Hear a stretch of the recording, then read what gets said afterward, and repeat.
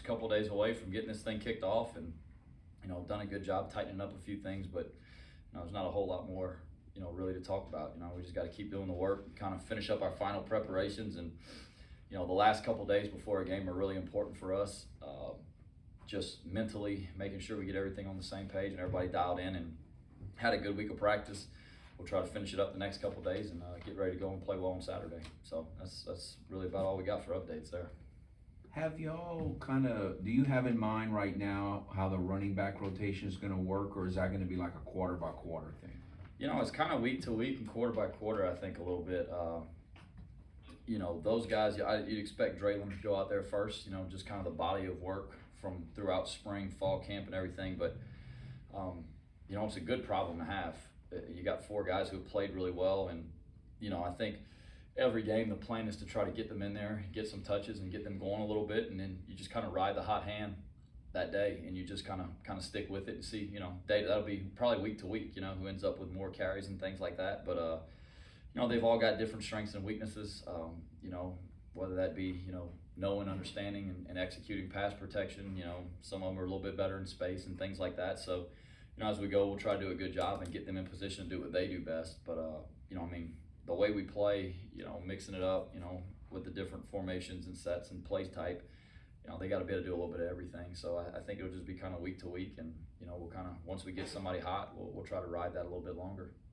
With the, I guess, the unprovenness at the receiver spot for guys like, say, a Rob Williams, I know normally you guys would like to rotate a lot of receivers in as well. Is this kind of a situation where you kind of give them, maybe a little more series consecutively than maybe normally in the past, just to kind of see how they, I guess, sort of execute and perform in those situations? Yeah, definitely. I mean, we've kind of talked about it, I think, quite a bit kind of leading up to this. You got a handful of guys in there, with Pete and Jake, who have really done it a lot and done it well for us.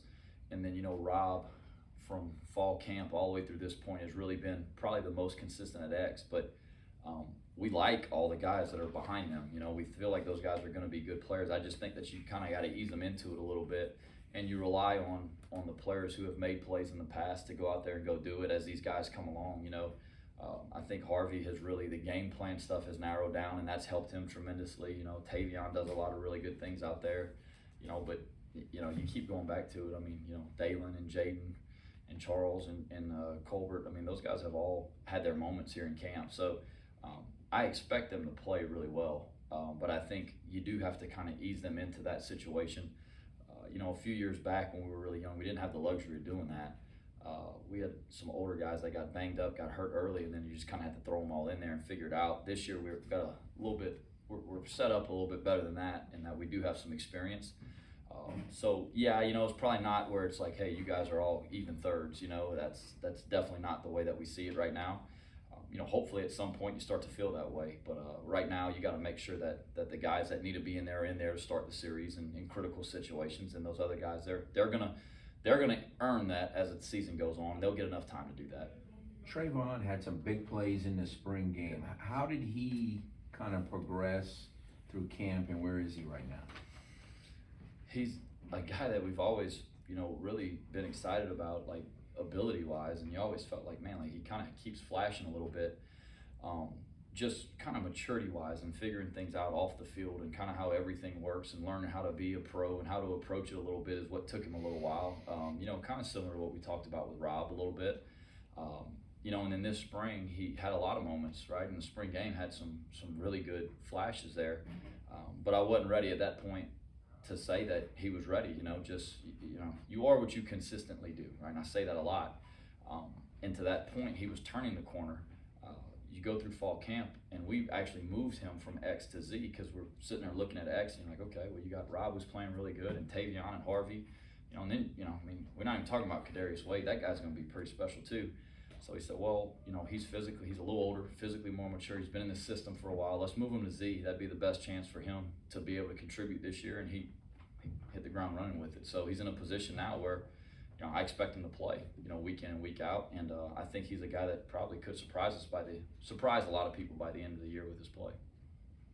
At cornerback, obviously you kind of have your two starters, and then you have some younger guys. Justin's been hurt and now he's healthy. So how important is Saturday's game a little bit of a testing ground to see how much you can play them in a week 2 conference game, or are you plan on doing that anyway? They got to play. They have to.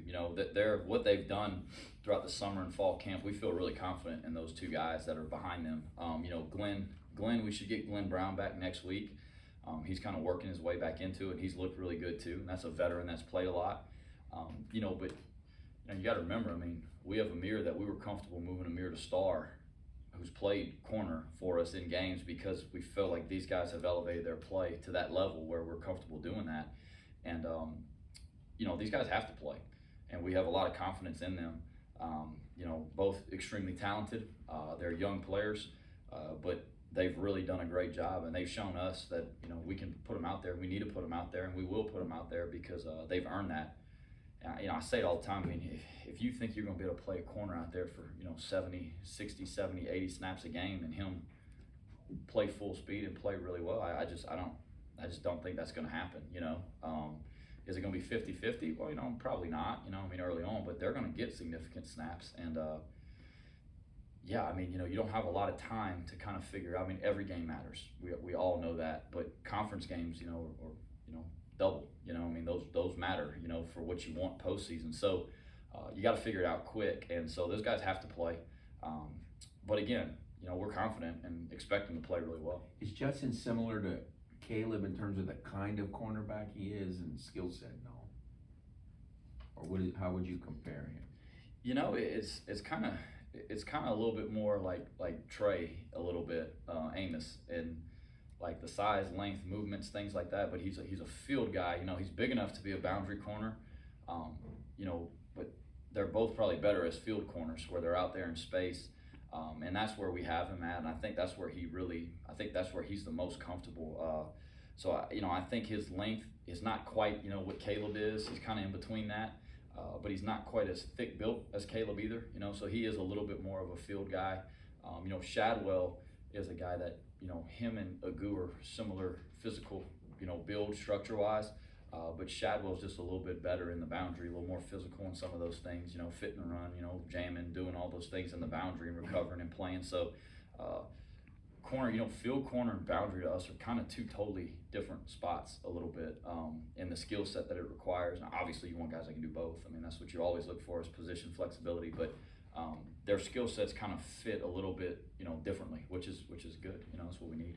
I asked Jeff yesterday about when you have a left side of the offensive line that's as experienced and as good as Nathan and AJ have been over the years, how much it just kind of frees up the offensive play calling.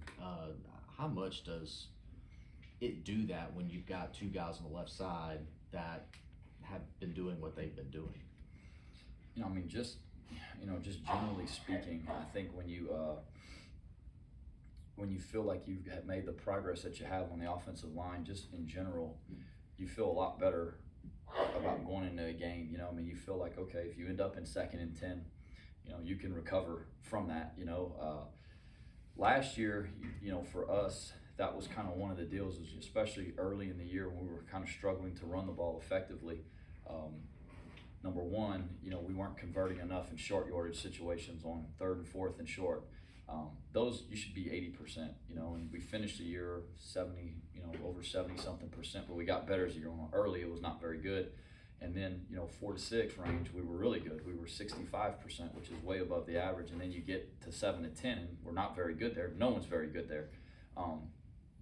You got to stay in manageable down in distances where, yeah, you can run it, right? And then maybe if you run it and you go for it on 4th, you've got a lot more in the passing game whenever you're 4 to 6 range. That's good than whenever you're 7 to 10.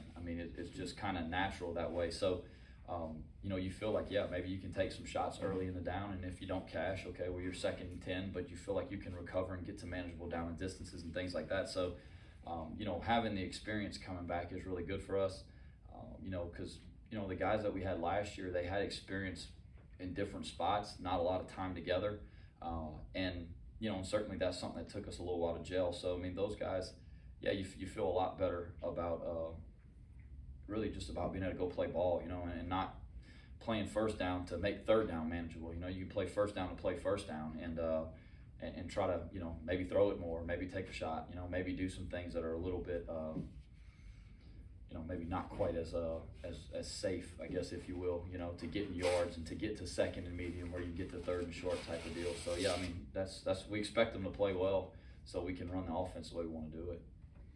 Got time for a couple more. I know that you're a little bit of a guessing game with Northwestern State. They have the same coach, but personnel's a little different. Which one or two areas would you say, you know, matchups that you're the most concerned about that y'all have to really play well against them from what they do well?